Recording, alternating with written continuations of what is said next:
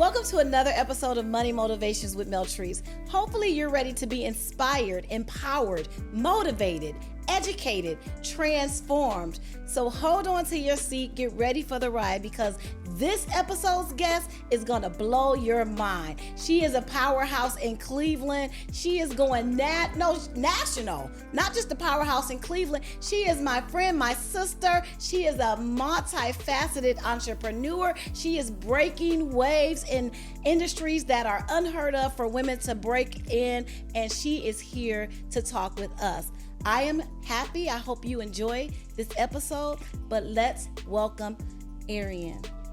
Hi. Hi, Meltrice. Hello. How you doing? Thank you for joining us today. Thank you for having me. I know you're busy, so I appreciate you taking the time to come and, chat with our listening audience today. I say this to you all the time. I'm so inspired by your journey.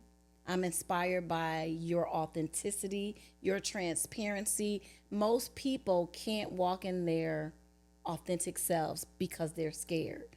And you are one of the women that just aren't. Every time somebody says your name, they're smiling. I just love all of that. But I also know that you have an amazing journey, one of trials and triumphs. So can you talk to us about your journey? Wow, it's been a serious journey. A lot of people see the outside and think, "Oh, wow, it's all lilacs and flowers and everything sweet." But it's a journey. There's a lot of steps, a lot of different directions. But what I can say is about while I have been on my journey, and it's funny you say authentic. That is my word. I only know how to be myself. And if I can't do it by being myself, it's not an authentic journey.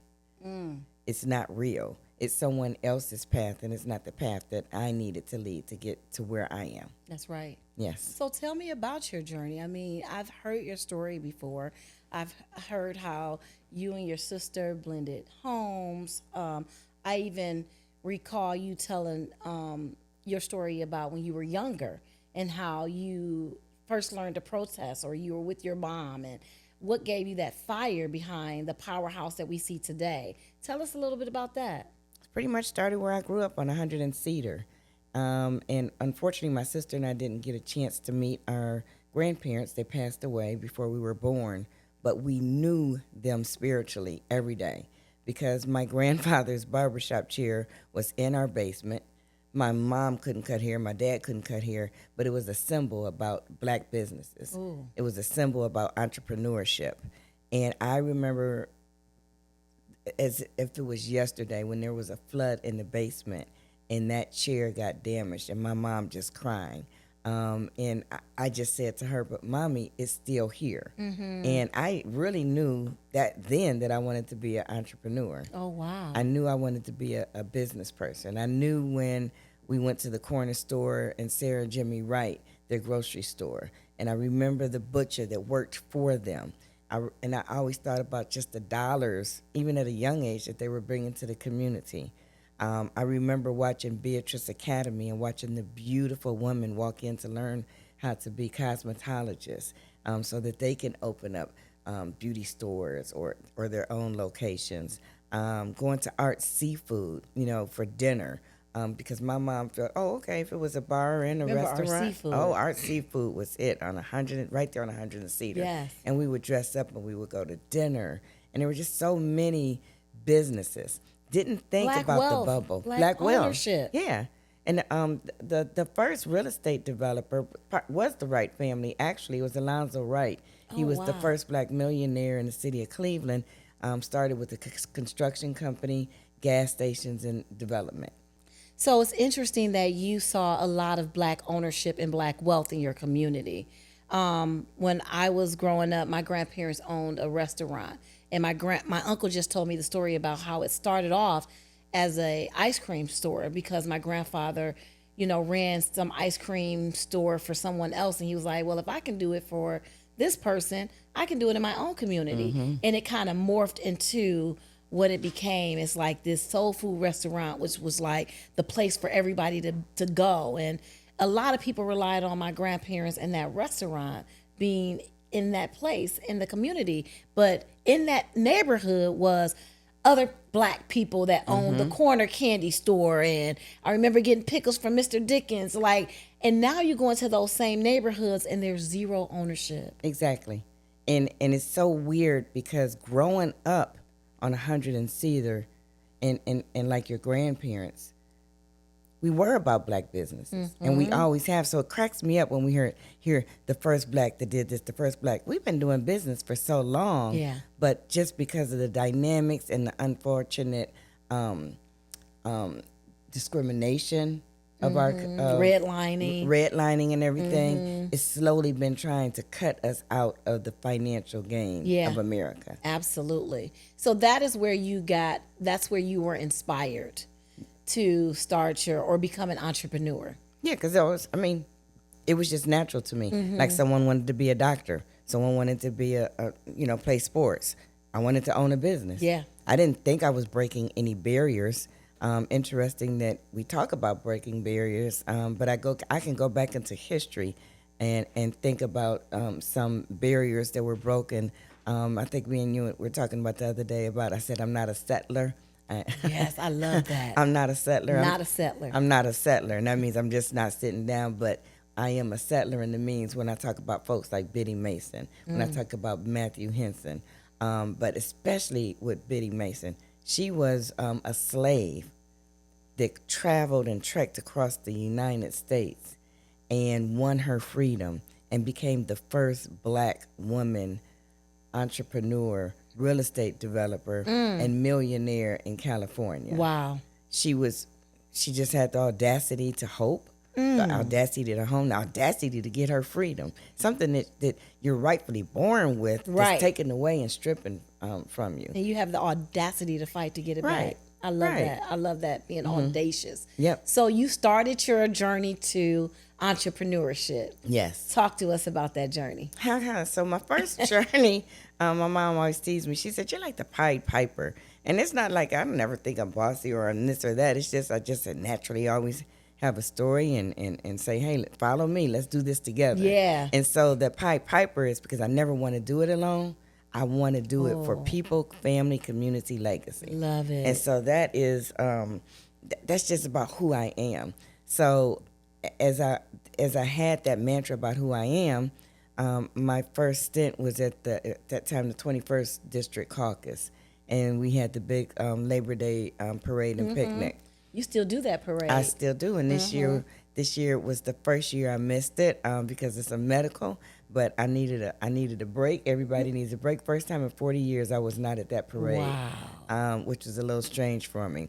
But I wrote poetry when I was a child, a teenager. Wow, I didn't know that about you. I wrote poetry. I wanted to be a poet. It's just what I want to do. And I had my poetry books that I got made and everything. And I was like, well, what's really going to make people stop at my booth to buy my book? They don't know me. And I tried to make them as pretty as possible. So I bought a basketball game like you see at the amusement parks and the fish pond, catch the fish. That was real smart. Right. So I had people pay to play the game. And when they paid to play the game, they got one of my books.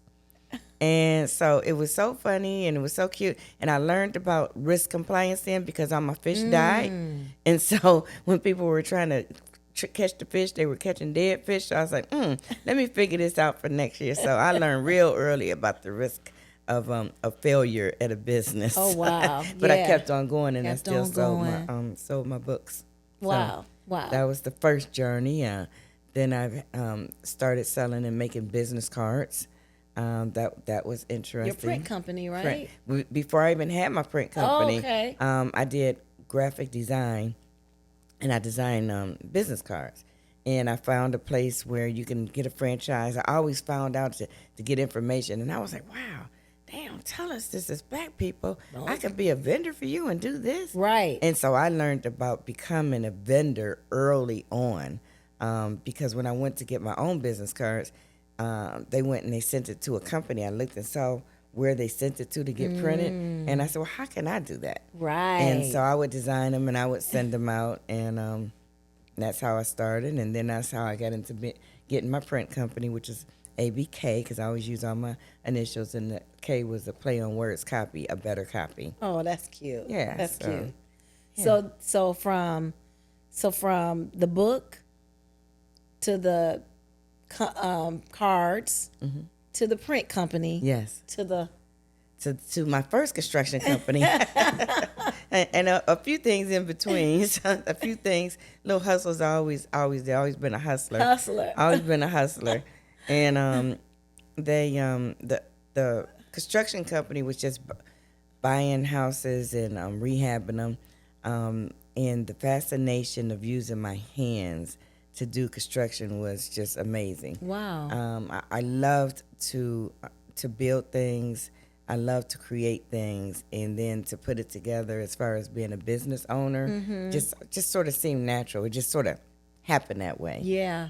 Working with some guys and bringing organization to their businesses, and deciding that I wanted to go into business myself, and so I did that. Then, as I had my business, I was going down the street one day and I saw a for sale sign. And when I went in, it was a corned beef restaurant in Maple Heights. And the guy really wasn't really interested in selling, but more so looking for a partner. So I partnered and helped him financially. And one day the lights were off in the restaurant.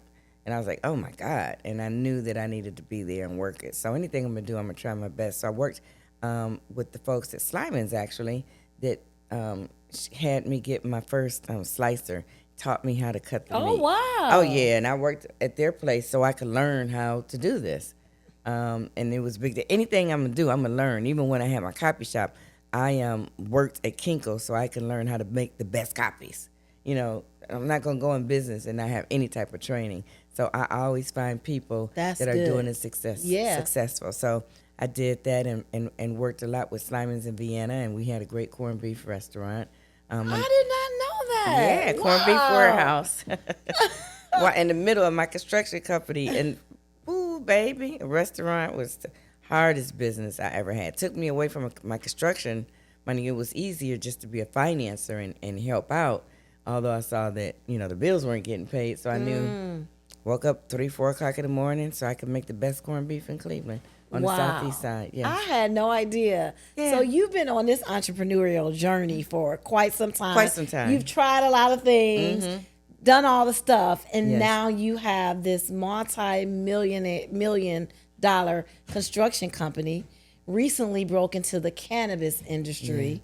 You told one story about how you used to sell drugs illegally, and now you sell drugs legally. Yeah. But what fuels you? Like, what fuels your energy, your drive? I'm a risk taker. It wasn't never, ever really about the money. Wow. It was never about the money. And it was funny when I talk about hustle, I accidentally found this box of marijuana that my dad had stuffed in the house, and it was probably the box might have been maybe 5, 6 years old, and it was really sand and dirt. That's all I was really selling. And I had it in my little trumpet case because I was in the band pretending I played the trumpet, but no noise ever came out. But it was a good stash from my stash. So that was my little thing. And matter of fact, when we first won the license and my son told that story, it went viral. The state of Ohio was like, you better take that story down. Oh, shoot, so we can't air this? You can air it. I'm fine with it. I can do whatever I did when I was 16 years old. Been there, done that. Right, Oh, well. exactly. But, yeah, so it was funny. And like I said, it wasn't good. It was not good. It was dirt. It was dirt. This one of my I remember this little boy kicking my butt for getting in his stash, and so then he said, "This is dirt anyway." But it was hilarious. So I was never afraid to try anything. I always been a risk taker. Always. So it was never about the money. Is there like a high to starting something new and just watching it grow over time? That's exactly what it is. And it was, I always really thought something was wrong with me because I could never stay focused. And I was like, okay, because I can be good in a lot of things, not great, but good. So I would always try different things. And my best friend Stacy's dad used to say, Erin, what are you doing now? Well, okay, when are you going to settle down? And I would have the restaurant. Not a settler. I'm like, he fuss at me. I'd have the copy shop, and okay, what you got new? What you have new?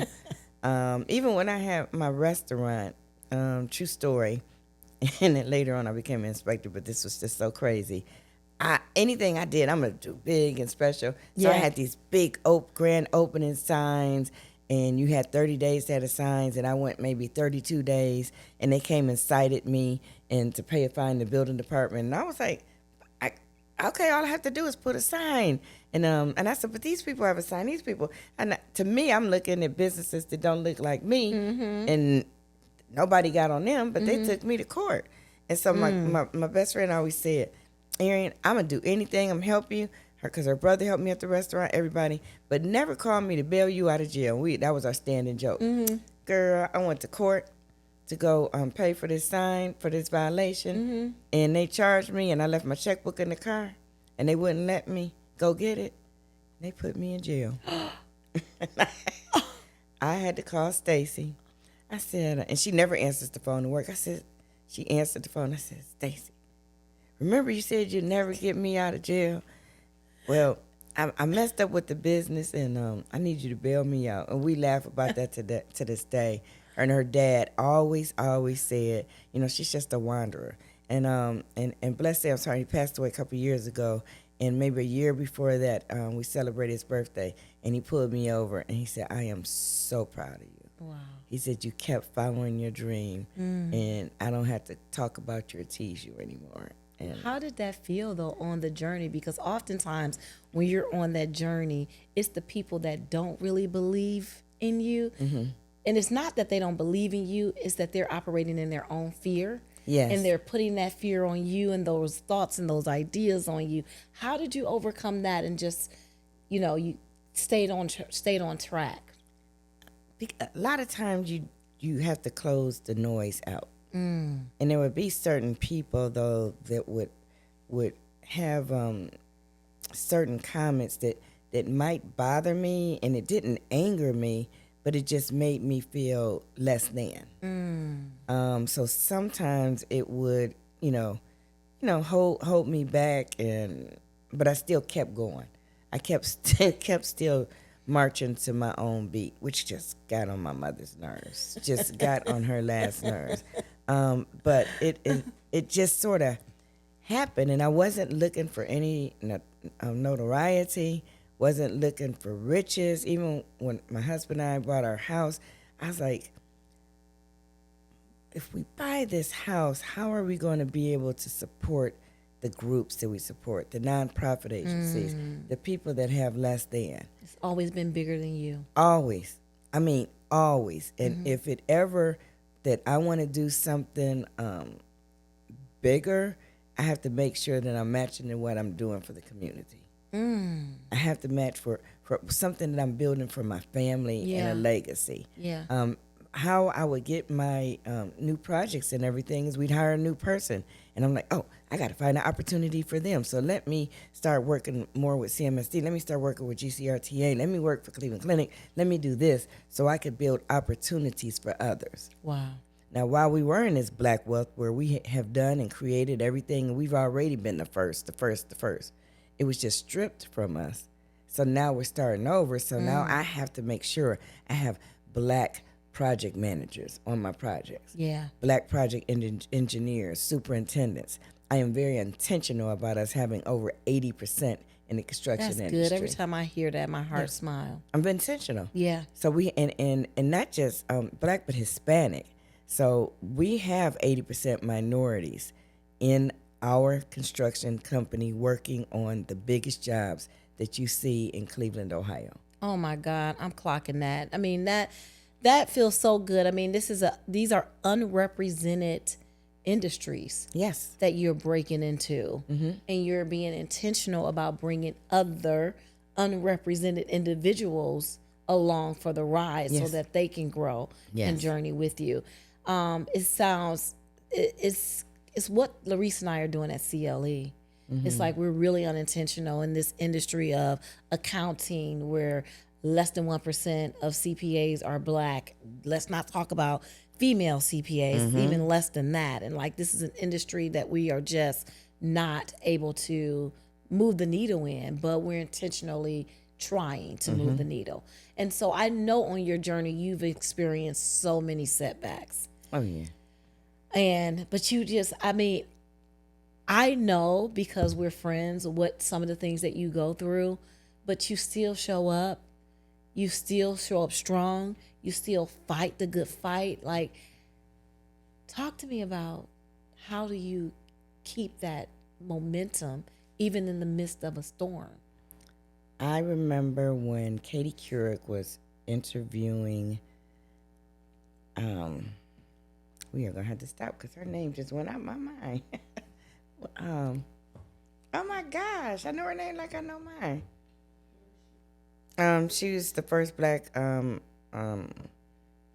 attorney, not attorney general. She's Republican. She's Condoleezza Rice. What was she? General.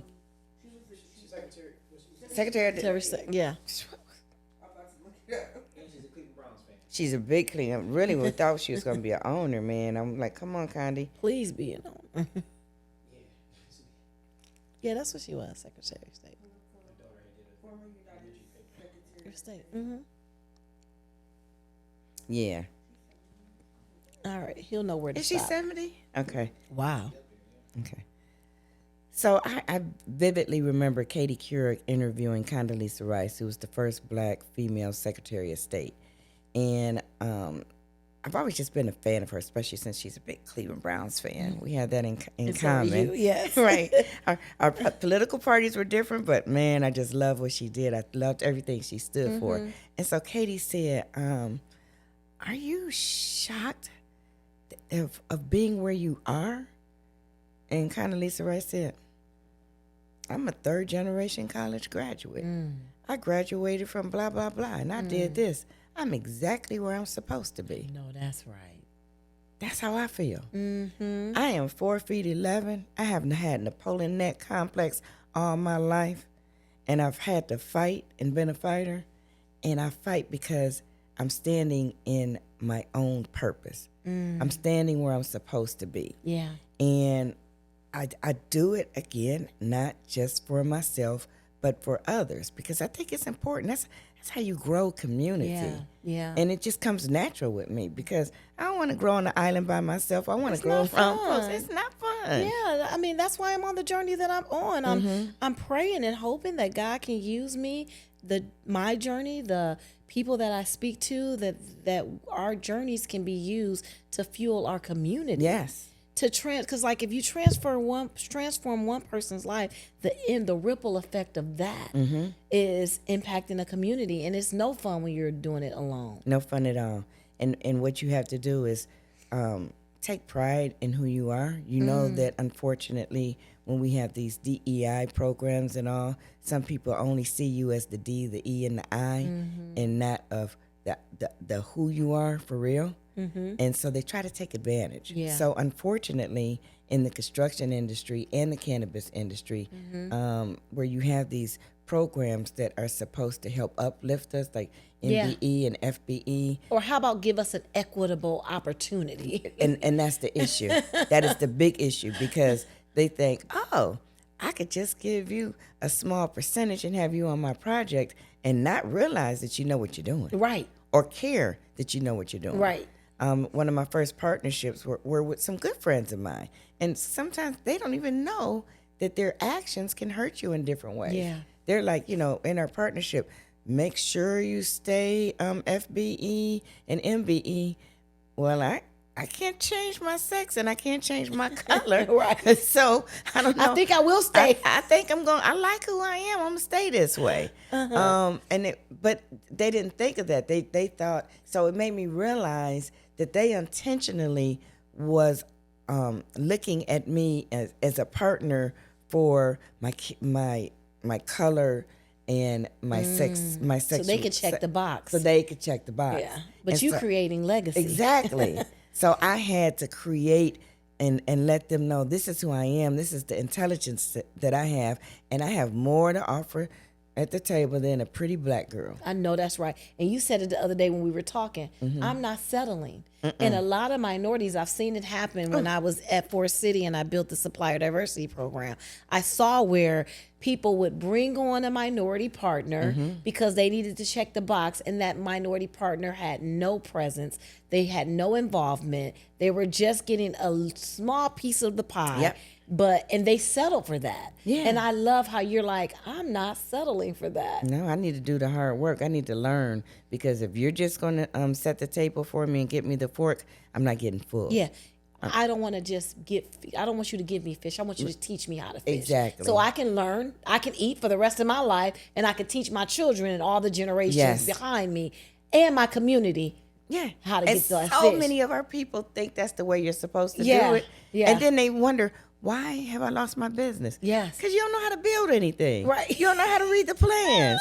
You can't put a You're proposal relying together. on somebody else to empower you, Right. and you're already empowered. Yeah. How can you put your name on a project and they're doing the interview process and you're not there? Yeah. Yeah. That doesn't make sense. How can you bring me apart to be part of a cannabis business, and then after we win the license say, okay, thank you, you want $5,000? See you later. Yeah. You don't know anything right. about cannabis. Come on now. Right. Come this on. multi-billion-dollar industry. Yes.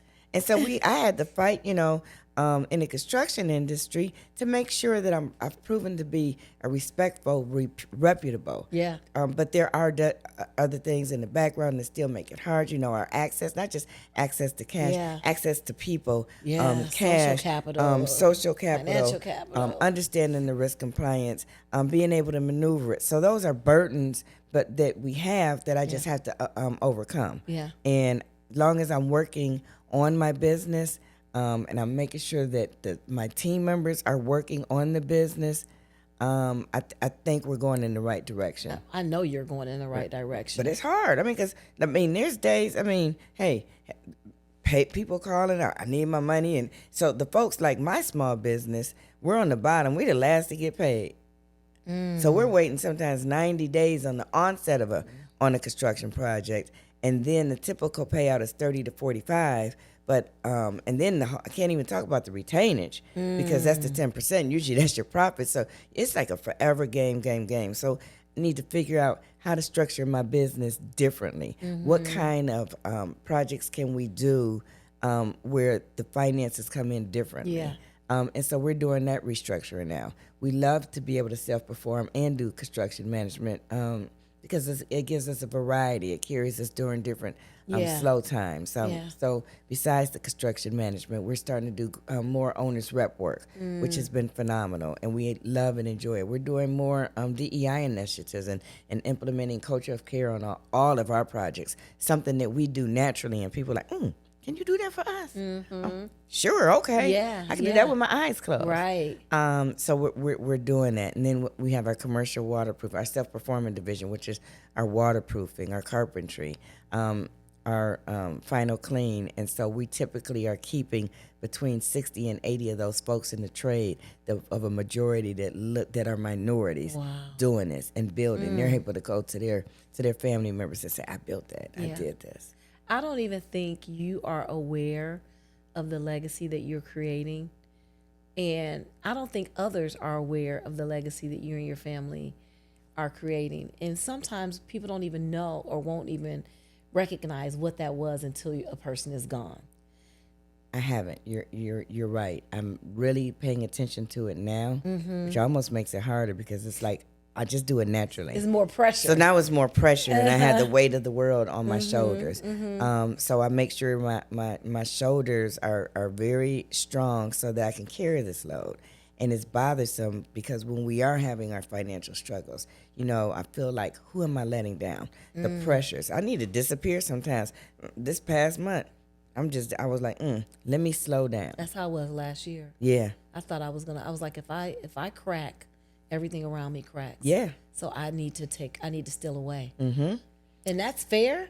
All of that pressure. Ooh-wee. Stuff cracks under pressure. And it's exactly. That's a good point. It Yeah. It does. And I went from the partnership with wonderful company with Donnelly's and buying them out, learning how to do that and preparing for it. That was stressful. Oh yeah.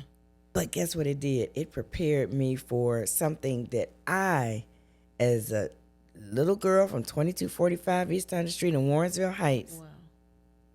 was not prepared to get a suit in the mail, a lawsuit for $23 million.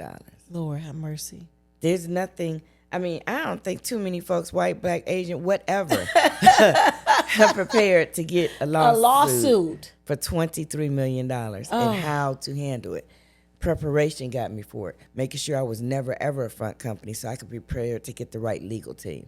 Preparation got me through it because I made sure that while I had my mom and pop businesses and they felt that I got the right accounting team. Preparation got me through it because as I did that partnership in the buyout with them, I was able to be prepared to figure out how can I handle this. Wow. But was it hard? Yep, because I was home crying every single day. Oh my God. And that's the story people don't see. Oh man. People don't see the crying nights. They see the glitz and the glam and the you know, the success and the businesses and all of that, but they don't see the crying nights where you just like, oh, it's only you and God. Exactly. Because all they see is, she thought she was something with that. Oh, why ain't she just paid the $23 million? I mean, the things that I would hear from friends and foes was just amazing. Confused like, friends. okay. Yeah, confused friends. Man. So, and that was hard. I had to learn how to close that noise because I'd be like, oh, I thought that, because things always come back to you. Oh yeah. They always come back. Oh, yeah. Because we just have just such a Small city. small city. What's that? The crabs in the barrel and all. Mentality, yeah. Mentality. Yeah. And which I'm like, wow. Because when I see you succeed and someone else succeed and something, listen, I'm like, yeah. That's how I am. Man. I be so like I walked up to Tim's ribbon cutting and I literally had to hold back tears. It was amazing. It was so amazing. He's my hero. Oh my God. Well, you're my hero. Well, thank you, and you're mine. Oh wow. But it wasn't even the closest sense of jealousy or that I was upset. I was so proud. I'm like, look at what him and his team were able to accomplish. And you were part of that team. Yeah, I didn't have to be. And he reached out and said, hey, and I sort of laughed when he called and he said, can you do this? I was like, yeah. I'm like, what's he want us to do? I mean, development. We haven't been able to be real developers, and so we're learning because we also started a development company. Yeah, I know. I know because you're going to be doing Birth and Beautiful Communities. We're doing that on our construction company, construction management. Okay, got it. But we've started a real estate development company. Oh, wow. My son and daughter, I have transferred ownership of our business to their names, Chris and Jasmine. They showed that they wanted to do this. They are building this. Chris signed up for the Cornell real estate program. Jasmine signed up to get her real estate license. Wow. She's getting ready to get her license. We are working with some big development companies so that we can learn from the ground up. Oh, that's good. And I didn't want it because everybody, they're like, oh, Ariane, we want you to be because they need black developers. Well, we're not just going to get black developers. I'm sending my kids to learn this business. That's what I did. Call my attorney, put it in their name. And yeah, I'm there to support them.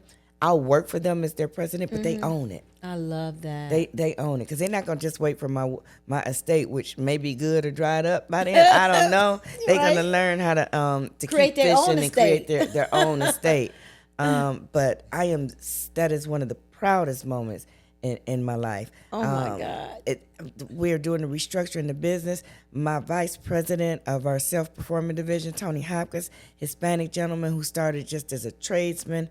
And I told him one day, you're going to be a leader. Watching him grow from tradesman to foreman to superintendent to general superintendent to last month the vice president of our whole self-performing division. Oh, that's what it's amazing. about.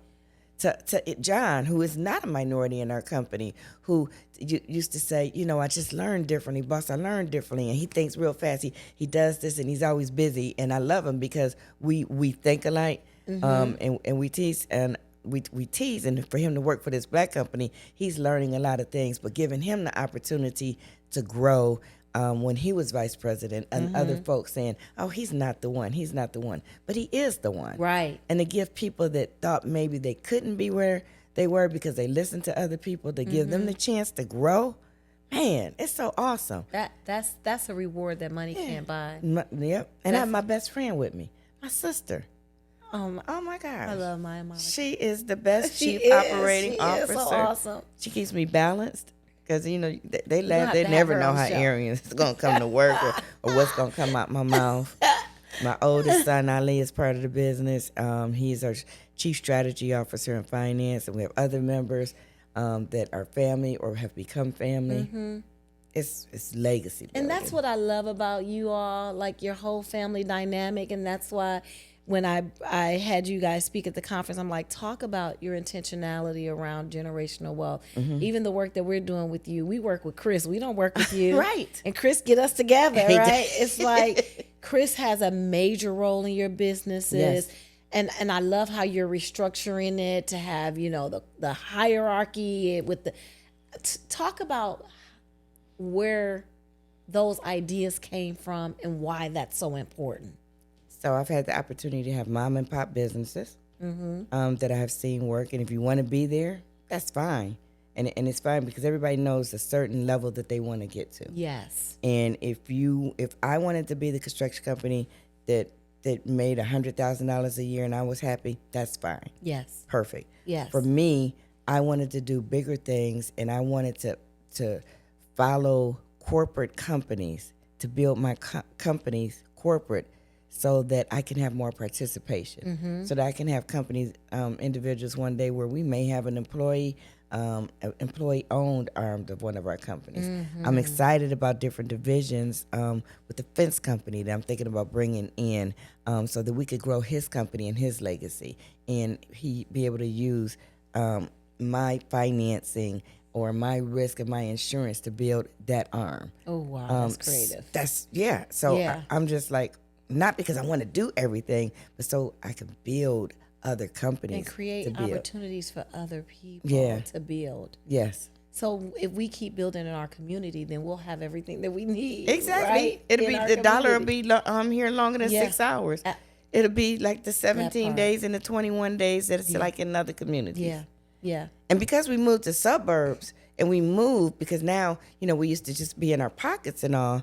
And other folks, the majority could build in different companies and communities. And we're like, oh, we built it. We left our communities. We don't have to leave our communities as far as leaving and say that we're Right. not a part of that Yeah. community. Absolutely. Community is really what you make it. I know when I grew up on 100 and Cedar and in the community of the Catholic Church on St. Adele with 83rd, everybody supported that church. Well, now we drive farther, but we can still support our community as a color, as a as Unit. as a unit.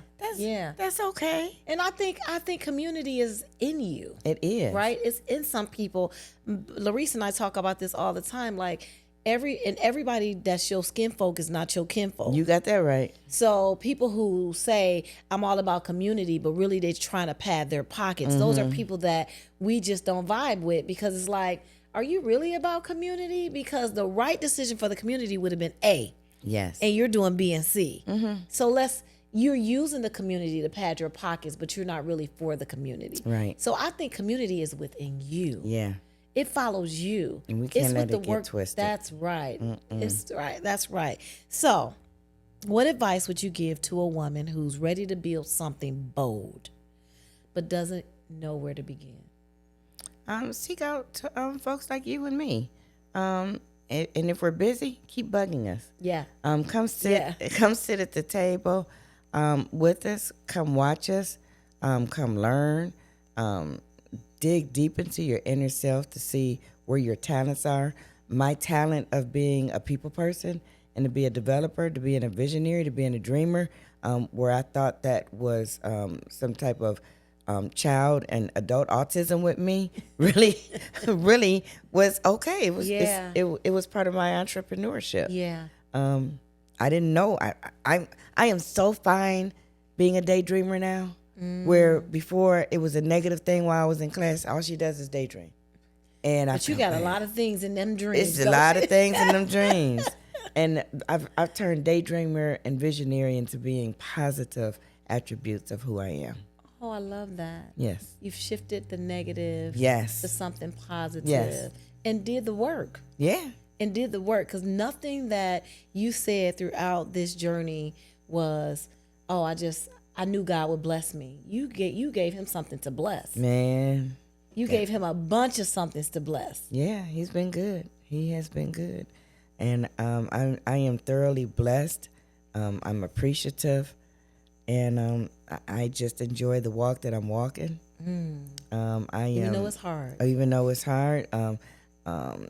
My song by Natalie Cole was really my theme song for a long time. I'm catching hell. I'm getting I was in hell. Yes. And then I had to change it to order my steps. Oh. And so my steps have been ordered, and I'm just following the path that God has given me. I love that. That's Yes. a good place to end. Yes. Any last words? I mean, really just we can do this. We deserve this. We have the audacity to hope. We're right where we're supposed to be. Do not let anybody have your dreams deferred I love that. at all. Yep. Where can people find you? You can find me. Oh my gosh, how can I say? This is one of the most important things about me. You can find me at 1306 East 55th, but it's so important because it's called the Jabali Building. And so my sister and I are so deep into things that have a meaning, where our Mavuno means to harvest, first fruit. AKA team is different iterations of our names, of our parents. Araminta and Art Kirkpatrick, Ali and Chris, Monica and Ariane Kirkpatrick. So it's so many iterations. But Jabali is what it's really about. That's the name of our building.